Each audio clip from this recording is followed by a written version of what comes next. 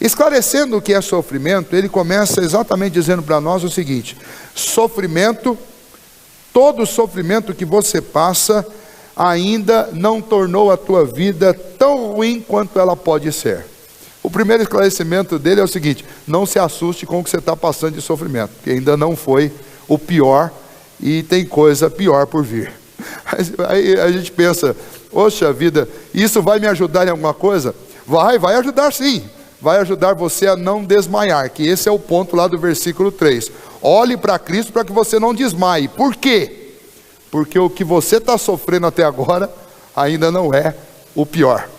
E então ele diz isso de forma bem clara, está aí no versículo 4. Ora, na vossa luta contra o pecado ainda não tendes resistido até o sangue.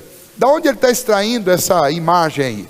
Naquela época existiam aquelas grandes lutas que aconteciam nas arenas romanas, e essas lutas eram lutas entre gladiadores. Eles travavam essas batalhas, e essas batalhas só terminavam quando alguém morria.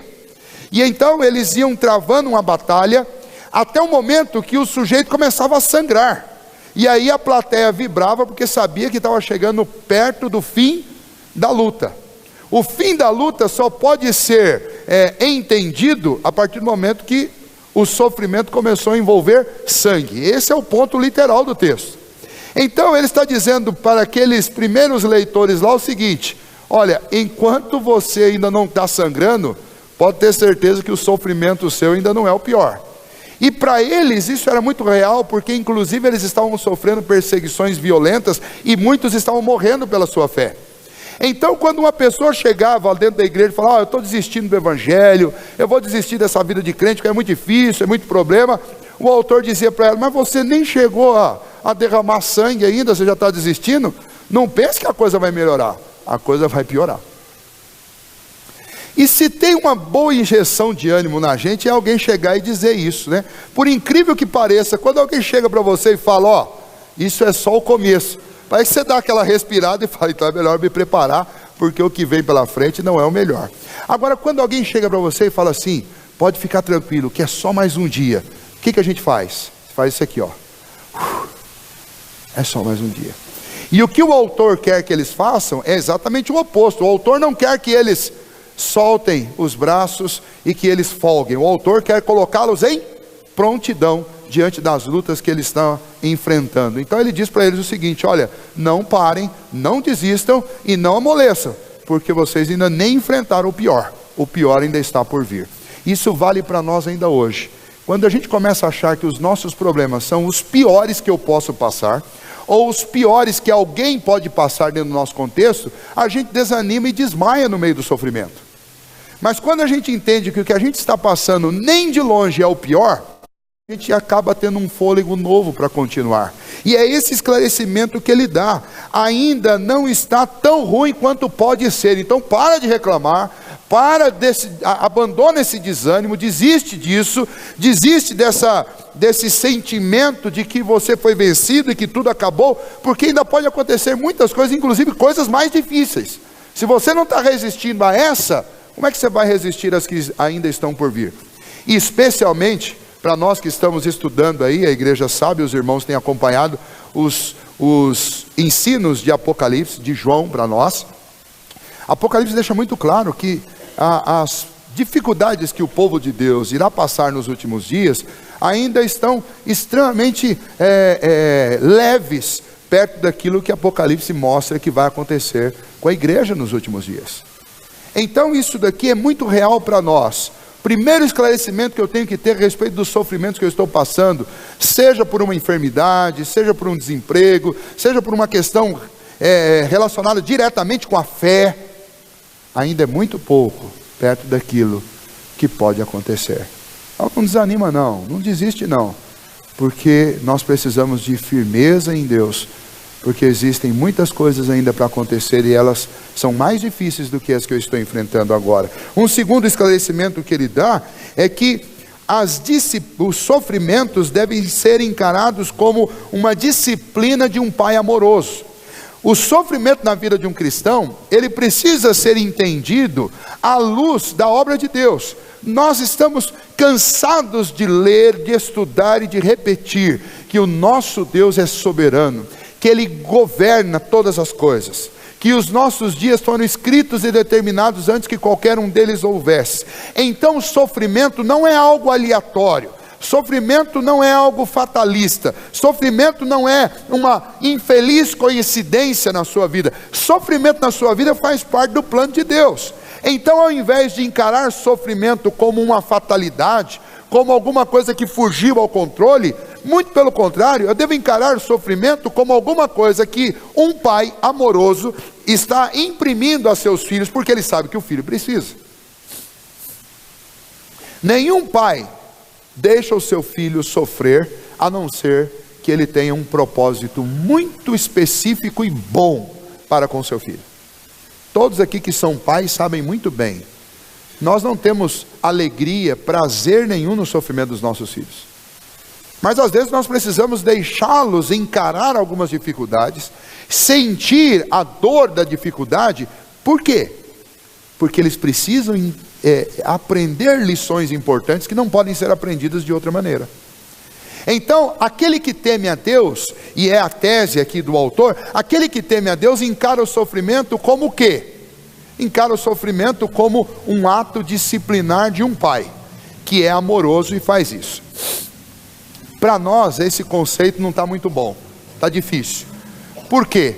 Porque na nossa época, os pais pararam de disciplinar filhos. Nós vivemos numa sociedade que está mais para o filho disciplinar o pai do que o pai disciplinar o filho. Nós vivemos numa sociedade de pais fracos, de pais que fazem vistas grossas aos seus filhos, de pais insensíveis com seus filhos, pais indiferentes com seus filhos, pais que nem param para conversar com seus filhos, quanto mais corrigi-los, quanto mais imprimir algum tipo de disciplina. Então, falar que Deus é um pai que ama e que por isso Ele disciplina, para muitos dos nossos dias não faz o menor sentido. Mas a gente pode emprestar o contexto da época para entender isso. Naquela época, os filhos, a educação dos filhos, que era responsabilidade da figura masculina da casa, ele é responsável pela educação em todos os sentidos, educação no trato com os outros, educação acadêmica, o estudo do filho, isso era responsabilidade do pai. E os pais que trabalhavam e precisavam cumprir esse duplo papel de sustentar a casa, mas também de educar os filhos, eles contratavam tutores para educar os seus filhos. E os filhos eram cobrados numa medida absurda. Quando você lê livros que contam o contexto de como era a educação naquela época, a educação era feita através de processos disciplinares severíssimos. À luz do que nós vivemos hoje, era quase uma crueldade o que um pai exigia que os tutores dos filhos fizessem com os filhos, para que eles se tornassem pessoas competentes, pessoas íntegras, pessoas de valor, pessoas capazes de ocupar o espaço do pai. Então os grandes generais, por exemplo, romanos, eles contratavam esses tutores, e o tutor tinha que transformar o filho no melhor filho de general que podia existir naquela época. E não tinha mamãe com dó, não vai fazer isso com meu filho, não tinha isso não. Porque aquele filho tinha que estar preparado para o que ele precisava encarar lá na frente. Então, o processo de educação era um processo doloroso e era um processo que envolvia muito sofrimento. Naquela época também existia dentro das famílias a figura do bastardo, era muito presente, porque naquela época os homens não eram monogâmicos, então existia múltiplos casamentos. Tinha um casamento que era o primeiro, era oficial. No caso, por exemplo, de um príncipe, tinha a sua primeira esposa, e era o filho dela que ia ocupar o lugar dele, que ia ser o grande herdeiro. Mas tinha o filho das outras mulheres, das concubinas. Esses filhos eram considerados filhos bastardos. Detalhe, para esses filhos não tinha processo de educação. Não havia contrato de tutor para educar esses filhos. Então, esses filhos viviam uma vida fácil, sem nenhum tipo de correção. Eles ficavam lá. Então, para a figura do leitor do primeiro século, quando você fala sobre isso daqui, sobre processo disciplinar para correção, sofrimento para aprender, eles logo se lembravam de quem? De filhos, herdeiros legítimos, que precisavam ser aparelhados, preparados para aquilo que os seus pais estavam preparando no futuro deles. Pessoas que não recebiam correção eram bastardos. Gente que não tinha não havia nenhuma expectativa lançada sobre os ombros dele em relação ao futuro, e portanto não havia preocupação dos pais em educá-los, em formá-los. Então, para o conceito do primeiro século, educação estava atrelada à palavra disciplina, e disciplina estava atrelado a sofrimento, não sofrimento por bel prazer, mas sofrimento com um objetivo educativo, disciplinar.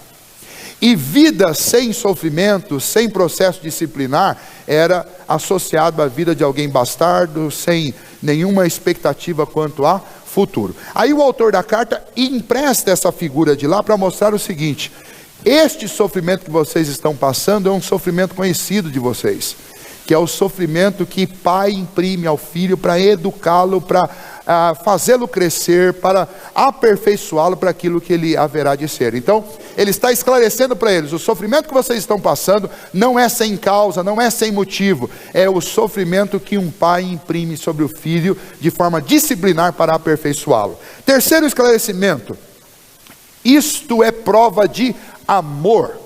O pai que contratava esse tutor e que preparava o filho, inclusive submetendo a dura disciplina para que ele avançasse naquele processo de educação, era um pai que amava.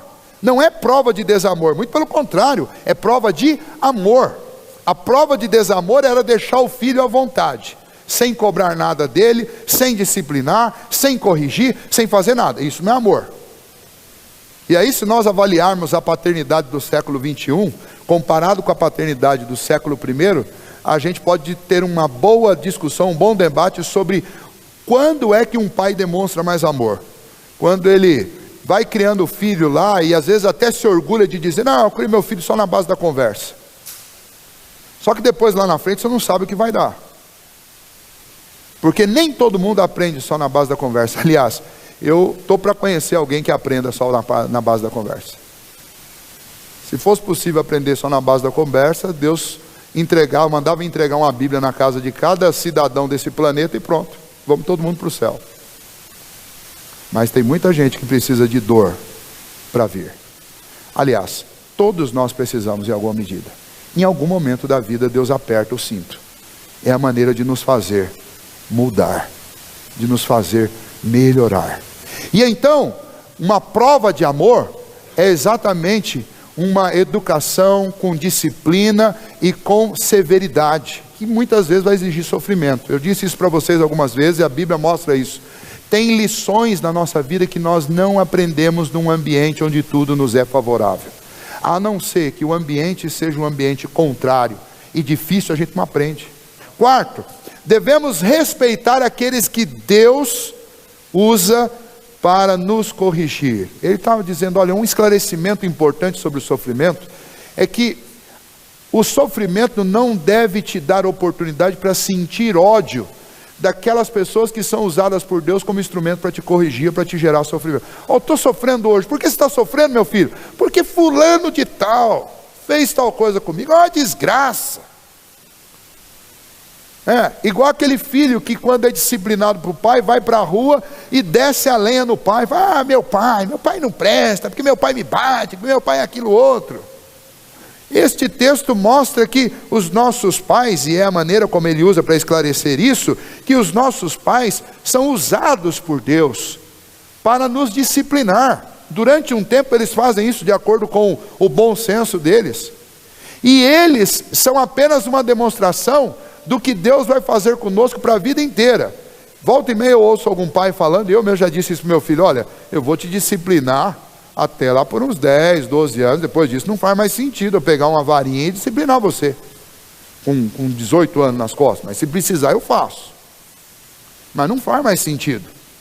Então, tem muito jovem que fica assim: não vejo a hora de fazer 13, 14 anos, que daí eu estou livre desse negócio de ser disciplinado. Os filhos da Jô que o diga, né? O problema é que quando nós pais encerrarmos o nosso papel, disciplinar sobre a vida dos nossos filhos, o autor da carta aos Hebreus está dizendo: quando o seu pai acabar, não esquenta não, porque o Pai Celeste vai continuar até o último dia da sua vida.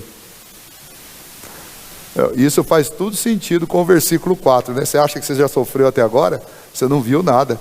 Você não sofreu até o sangue ainda. Você acha que o processo de disciplinar acabou porque você fez 18 anos? Você não viu nada. Deus, o nosso Pai Celeste, vai disciplinar. E aí ele vai usar o seguinte exemplo: você não respeitava o seu pai quando ele disciplinava você? Então, quanto mais eu devo respeitar o meu Pai Celeste quando ele me disciplina. E não só respeitá-lo, mas respeitar os instrumentos que ele vai usar para isso. Que são pessoas. Que são circunstâncias. Eu não devo sair por aí chutando coisas quando as coisas parecem que estão todas contra mim. Já ouviu esse ditado? Tem gente que passa um dia difícil e fala: hoje parece que estava tudo e todos contra mim. Será que era tudo e todos, ou era apenas Deus que queria testar você, que queria corrigir você? Então não fique com raiva das pessoas. No meio do sofrimento, lembre que eu devo respeitar as ferramentas de Deus para corrigir a minha vida.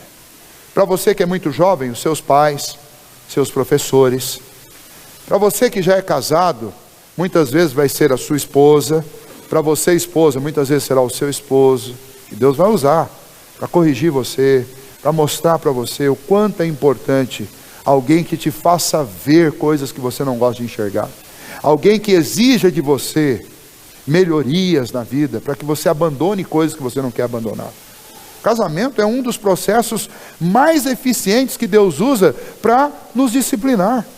Porque dentro do casamento, cada cônjuge mostra muito claro para o outro o que ele é. E isso nem sempre é de maneira agradável, às vezes é doloroso. Às vezes gera sofrimento. Tá? Os seus chefes, no seu trabalho, seu patrão, talvez seus empregados, seus amigos, os colegas do futebol, né? Os diáconos, os pastores da igreja, os presbíteros, os líderes do seu departamento. Deus vai, o seu vizinho, sabe aquele vizinho que às vezes incomoda, você fala assim: esse vizinho é terrível. Terrível não, ele é um instrumento de Deus para treinar a sua paciência, para treinar o seu amor ao próximo. Quando uma pessoa nos ofende, eu não posso simplesmente pegar isso e encarar como uma coisa pessoal. Pode até ter sido pessoal para a pessoa, mas eu que tenho temor a Deus, eu devo lembrar que tudo isso daí passou pelo crivo de Deus, porque Deus governa todas as ações dos homens. Então, antes de ser a ação de uma pessoa, é a ação de Deus. E se é de Deus, tem algum propósito benéfico para a minha vida. Então, nada de ficar com raiva de pessoas por causa disso. Não fique com raiva das pessoas. Porque, ainda que inconscientemente, todas as pessoas servem aos propósitos e aos desígnios de Deus. Então, eu preciso lembrar do que Paulo diz com toda a convicção: todas as coisas cooperam para o bem daqueles que amam a Deus, até quando eu sou atacado por uma outra pessoa. Eu sou um filho amado de Deus, e Deus faz com que todas as coisas que acontecem ao meu redor convirjam para o meu bem. E eu preciso ter essa compreensão. E é esse esclarecimento que o autor da carta está dando, quando ele mostra que quando os nossos pais encerram o trabalho deles de nos disciplinar, o nosso Pai Celeste vai continuar esse trabalho até o fim. E no final do versículo 10 ele diz: para aproveitamento, a fim de sermos participantes da sua santidade. Deus quer tornar-nos parecido com o seu Filho, e esse processo vai levar a vida inteira. E o quinto esclarecimento que ele dá é que a disciplina, ela produz aperfeiçoamento. Nós sempre temos a disposição de encarar o difícil quando a gente sabe que vai ter recompensa. E é por isso que o autor está mostrando isso, que no final essa disciplina, esse sofrimento vai gerar aperfeiçoamento. Isso sim, é uma grande injeção de ânimo para a minha vida. E era isso que ele queria fazer com aqueles leitores lá do primeiro século. Está sendo difícil, vocês estão sofrendo por causa do nome de Jesus, estão passando privações, estão sofrendo com a perseguição, inclusive violenta, por parte dos judeus, mas não se perturbem por causa disso. O amor de Deus, ele se manifesta através desse sofrimento, porque Deus vai usar esse sofrimento para aperfeiçoar vocês. Então encare o sofrimento e a disciplina como uma ferramenta de aperfeiçoamento. Não como uma ferramenta de punição por punição, simplesmente para te deixar para baixo, para te deixar mal, para te machucar. Não, é para aperfeiçoamento. Então ele esclarece aqui de várias maneiras o porquê do sofrimento, qual a função do sofrimento. E então a forma prática agora de nós aproveitarmos isso é vermos as lições que ele nos oferece em relação ao que eu devo fazer. Agora que eu sei qual a função desse sofrimento na minha vida, que atitudes eu devo tomar? Nós já falamos de todas elas aqui, eu quero apenas repeti-las. Primeiro, uma vez que o sofrimento ainda não é tão ruim quanto ele pode ser, o encorajamento que ele dá para nós é o seguinte: resista firme, porque você precisa estar preparado para enfrentar o que vem por aí, que ainda é pior. Ah, mas eu não estou dando conta de resistir nem o que está acontecendo agora. É por isso que nós precisamos de Cristo. É por isso que esta fé, esta religião é chamada de cristianismo. Porque tudo nela depende de Cristo. Eu não tenho força suficiente para ser aprovado no final. Eu preciso de Cristo. Eu não tenho força suficiente para enfrentar a prova. Eu preciso de Cristo. A palavra de Deus diz que nenhum de nós é provado além das forças. Muito pelo contrário, no meio da provação, Deus nos dá força. Jesus é a nossa companhia para que a gente atravesse. Então ele está dizendo: não desista, porque é bem provável que venham coisas mais duras por aí. Mas se deixe sustentar pelo Senhor Jesus todos os dias, porque é assim que aqueles heróis da fé do capítulo 11 venceram, e é assim que nós vamos vencer também, olhando para Jesus, nos deixando sustentar por Ele. Não sou eu que seguro na mão de Jesus, mas é o Senhor Jesus que me sustenta, e eu preciso confiar nessa sustentação do Senhor, para não desmaiar e para não desistir. Então, a maneira dele nos animar é: resista nessa fé, porque por mais difícil que seja a vida de um cristão, o caminho da fé é o único caminho que vai alcançar lá no final êxito, porque é o caminho garantido por Cristo. Nenhum outro vai conseguir alcançar o seu objetivo. A segunda atitude que eu devo ter diante do sofrimento é não menosprezar esse sofrimento e essas correções, porque isso vem de Deus. Sabe aquele filho que você vai disciplinar e fala: não estou nem aí mesmo, bate, você não gosta de mim mesmo? É o filho que menospreza a correção. E aí você está lá dando umas varadinhas, disciplinando, e ele está fazendo de conta que não está nem aí. Vai doer, mas vai passar. Esse é o filho que está desprezando a correção. Eu não posso desprezar o sofrimento. Estou passando por um sofrimento, eu não posso desprezá-lo. Eu preciso sentar, eu preciso concatenar as ideias, e eu preciso chegar a uma conclusão. Por que eu estou passando por isso? Para que eu estou passando por isso? O que Deus me ensinou nesse processo em que eu fiquei alguns anos desempregado, ou que eu fiquei alguns anos tratando uma enfermidade? O que Deus está me ensinando durante esse período que eu fiquei sozinho, que eu fui abandonado? O que Deus me ensinou com isso? Nós não podemos simplesmente ignorar o sofrimento que nós passamos, as correções que nós recebemos, sem fazer o aproveitamento dela. Bom, se estes sofrimentos, essas dificuldades são manifestações da disciplina de Deus na minha vida para me aperfeiçoar, eu não posso ignorá-las.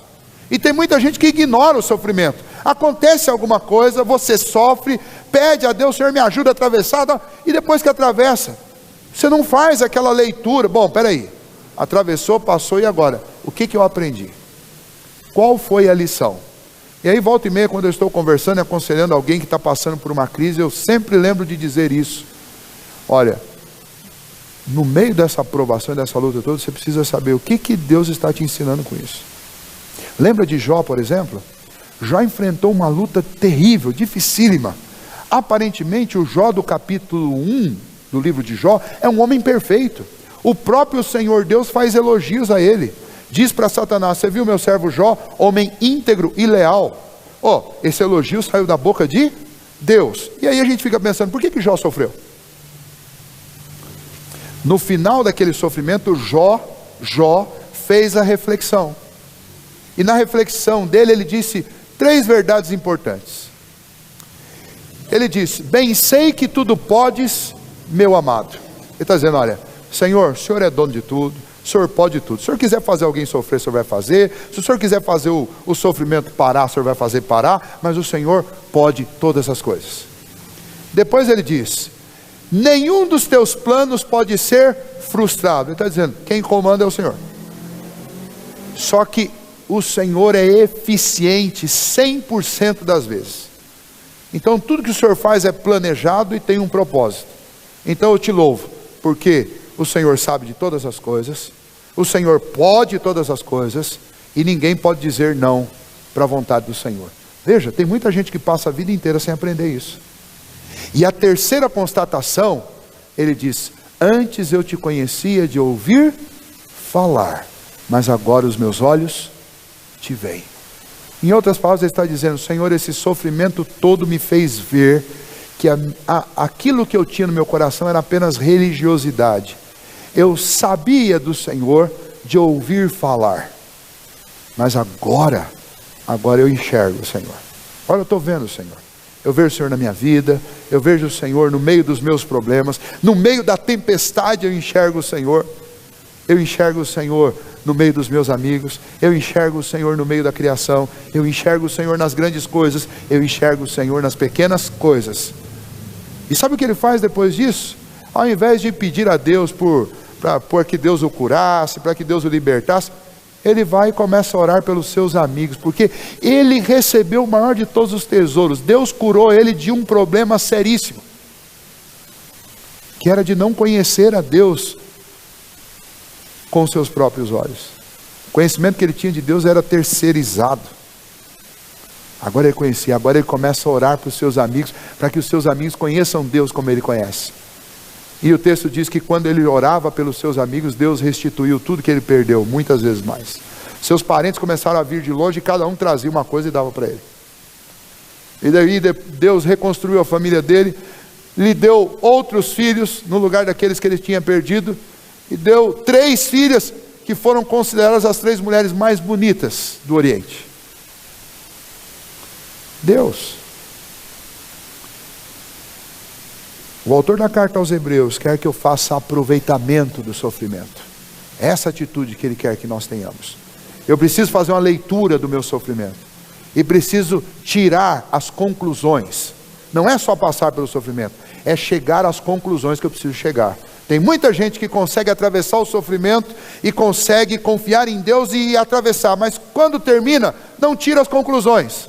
Aí Deus precisa colocar você de novo lá no olho do furacão para passar de novo pelo problema, até o dia que você tira a conclusão, porque enquanto você não tirar a conclusão, é como fazer a prova, né? No final de um curso, você termina um curso lá, termina uma faculdade qualquer, você tem que defender uma tese, fazer o seu TCC, que é a prova de que você aprendeu a lição. Se você não consegue passar nela, você é obrigado a ficar parado ali, enquanto você não atravessar aquela prova, você não pode ter o seu diploma.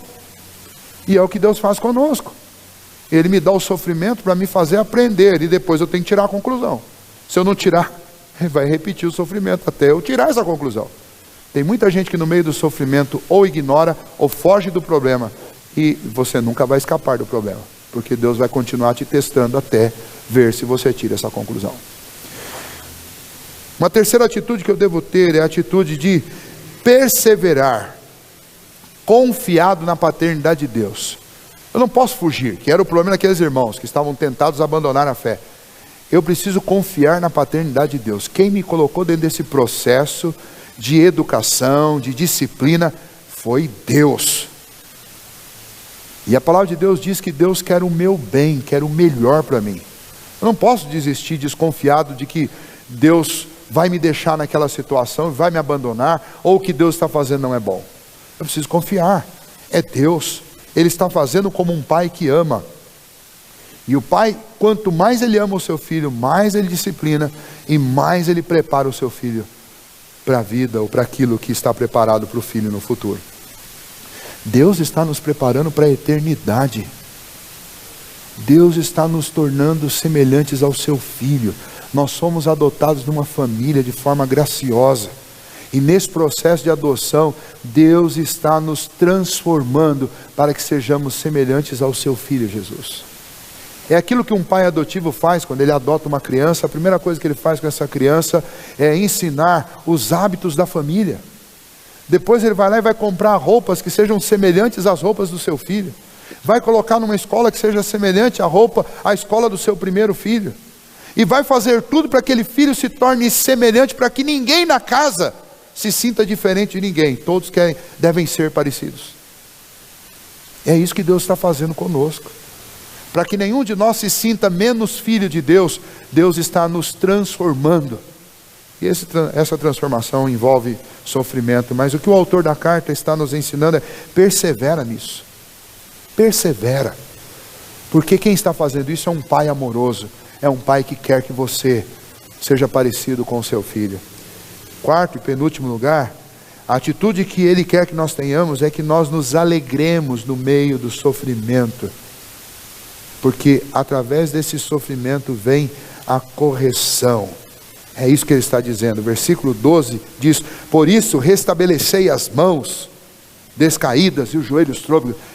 Levante-se, fique animado.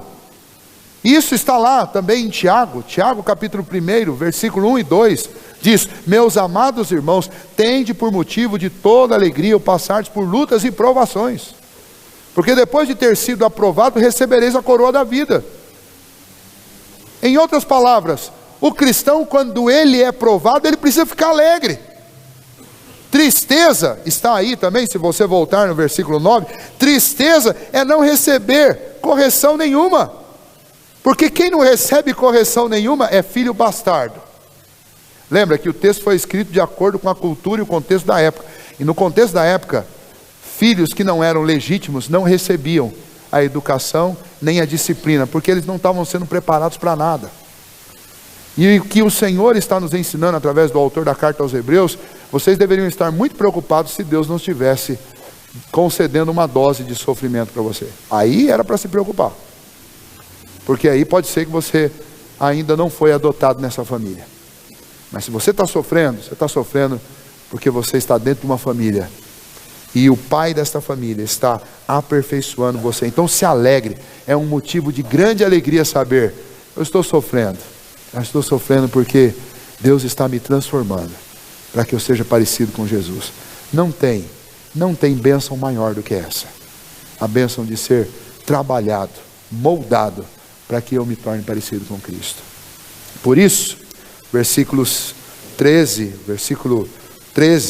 nos indica a última atitude que eu devo ter: estabelecer um caminho reto para o aperfeiçoamento. Eu estou fazendo a leitura do sofrimento, estou entendendo o propósito de Deus, estou animado em perseverar dentro dessa escola, sei que é para o meu bem, então venha cá, eu estou entendendo o que Deus quer para a minha vida, é isso, então eu vou traçar um caminho reto por esse caminho onde Deus quer que eu ande. Então eu me levanto, eu me fortaleço e eu estabeleço uma rota, fazei um caminho reto para os pés, para que não se extravie. Você já aprendeu uma lição? É o resumo deste versículo 13. Você já aprendeu a lição? Então ande de acordo com o que você aprendeu. Tiago diz isso de uma maneira semelhante. Ele diz: olha, cada um ande de acordo com aquilo que já aprendeu. Aquele que sabe o que deve fazer não faz nisso, está pecando. Em outras palavras, ele está dizendo: há quanto tempo você é crente? Pastor, estou aqui desde quando eu nasci, sou crente de berço. Opa! Então o que se espera de você? Que você ande de maneira compatível a tudo o que você já aprendeu nessa escola de Deus. É isso que se espera de um cristão. Pastor, sou crente há 10 anos. Ok, o que se espera de um crente de 10 anos? É que ele ande de acordo com aquilo que ele já aprendeu. É o que o autor da carta aos Hebreus está dizendo. Vocês estão começando agora, mas já aprenderam lições de Deus. É o que o autor da carta aos Hebreus está dizendo. Vocês aprenderam? Então façam um caminho reto pelo que vocês aprenderam. Ande por esse caminho. E aprendam lições novas, que Deus vai ensinar com o tempo. O que eu não posso é estagnar, e o que eu não posso é voltar atrás. Eu não posso se extraviar deste caminho. Antes, eu preciso continuar por ele. E nele, Deus vai me curar. Deus vai fortalecer os meus pés. Deus vai me manter orientado, porque a Bíblia é isso, é a fonte de orientação para a minha vida. Deus, se os meus pés se machucarem nesse caminho, Deus vai curar os meus pés. E nós vamos continuar andando. E nós vamos continuar caminhando. Até o dia em que nós seremos glorificados na presença do Senhor.